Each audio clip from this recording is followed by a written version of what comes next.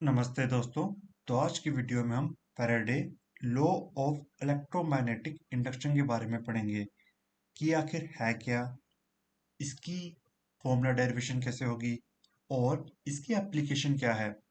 तो आइए सबसे पहले इसका फैराडे का first law of electromagnetic induction पढ़ते हैं।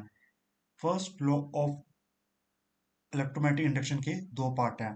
पहली लाइन, जब भी मैग्नेटिक फ्लक्स लिंक होगी किसी कंडक्टर या कॉइल से तो उसमें क्या होगा, एक ईएमएफ प्रोड्यूस होगा और ये ईएमएफ तब तक रहेगा जब तक मैग्नेटिक फील्ड जो होगी चेंज होती रहेगी उस कंडक्टर या कॉइल के साथ।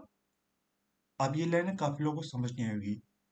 ठीक है, अब देखो, फर्स्ट लॉ ये कहता है, जैसे कि हम देख सकते हैं मेरे पास एक मैग्नेट है और इसके आसपास क्या है, मैग्नेटिक फील्ड लाइंस। इसने ये कहा, जब तक मैग्नेट है, ठीक है, मान लो कोई भी मैग्नेटिक फ्लक्स लिंक हो रही है कंडक्टर से, कंडक्टर मेरा यहाँ पे क्या है, कोइल, तो इसमें क्या प्रोड्यूस होगा, ईएमएफ। आप देख रहे होंगे कि वोल्ट मीटर में वैल्यू चेंज हो रही है। और इसका सेकंड पार्ट क्या था कि ईएमएफ तब तक रहेगी जब तक मैग्नेटिक फ्लक्स लिंकेज क्या होगी, चेंज। अब जैसे कि मैं मैग्नेट मूव कर रहा हूँ, इसकी मैग्नेटिक फ्लक्स लिंकेज क्या हो रही है, चेंज। लेकिन जैसे ही मैं रुक जाता हूँ, अब मैग्नेटिक फ्लक्स लिंकेज चेंज हो रही है, नहीं, तो तब इसमें कोई भी ईएमएफ नहीं प्रोड्यूस होगा। Faraday second law of electromagnetic induction ये कहता है कि ईएमएफ की जो वैल्यू होगी वो डिपेंड होगी कि मैग्नेटिक फ्लक्स कितनी रफ्तार से या कितनी क्वांटिटी से स्पीड से चेंज हो रहा है।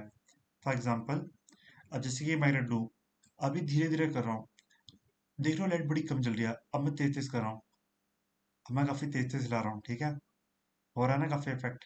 अब तुम लोग मत हिलाने बैठ जाना, ठीक है, समझ रहे हो ना। तो सेकंड लॉ में क्या है कि वो ये बताता है कि जितनी तेजी से तुम्हारा मैग्नेटिक फ्लक्स लिंकेज चेंज होगा उतना ज्यादा ही ईएमएफ प्रोड्यूस होगा। अब इसको डेरिवेशन में समझते हैं।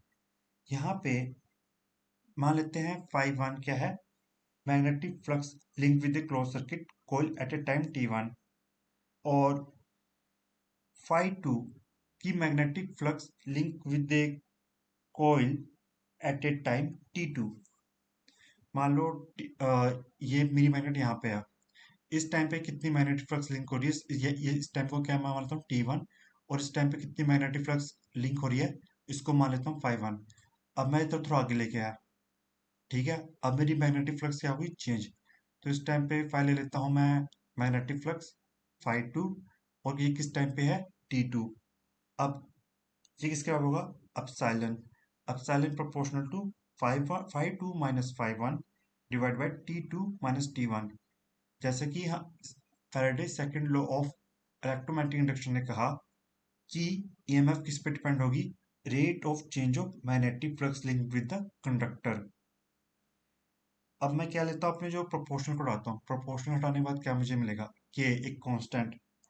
मान लो के की वैल्यू है वन, तो मैं इसको ये लिख सकता हूँ, epsilon modulus d phi p divide by d T.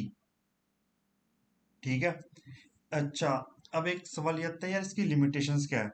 तो ये देखो यार, ये लोग ये नहीं बताता कि जो मैग्नेट है इसकी पोलैरिटी क्या है, मतलब कि पॉजिटिव है, नेगेटिव है, क्या है, ये इसके बारे में बताता नहीं है। और direction of the induce current नहीं बताता हमें, एक ये भी दिक्कत है इसकी।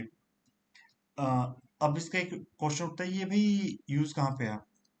अब तुम एक चीज नोटिस कर रहे हो कि यार देखो, जब मैग्नेट मूव करता है क्या प्रोड्यूस हो रहा है, करंट। कभी डैम देखे तुमने, डैम में जो टरबाइन होती है, तो टरबाइन जब घूमती है वो क्या प्रोड्यूस करती है, करंट।